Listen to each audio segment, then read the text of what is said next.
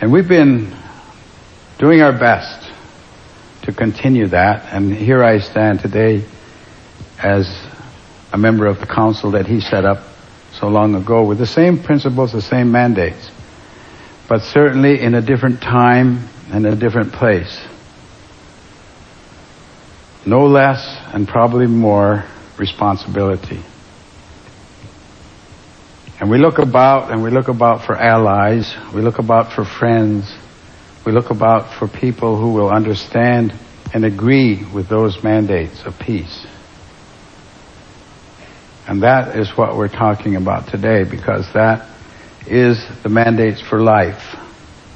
One of the other instructions that we were given is that we are now placing in your hands all life. And it is your responsibility and it is your duty to look after all life. And so when he was speaking like that, he wasn't talking about our aunts and our uncles and our cousins and our fathers and our mothers. He was talking about all life. He was talking about the trees. He was talking about the fish, the animals, everything that grows, everything with life. Because it is a family.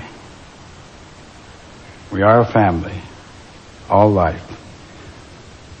Our brothers and our sisters to the west of us, called the Lakota people, have a way of finishing their prayer, their thanksgiving, and they say, all my relations.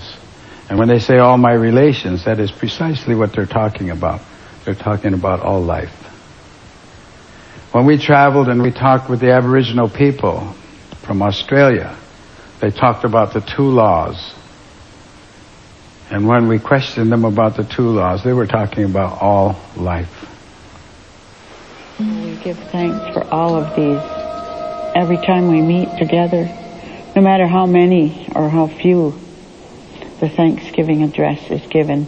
It's an acknowledgement of the rest of living things in the creation, and it's a thanksgiving and our way of paying great respect for all of the rest of the creation, which we are only a part of this great big design for living.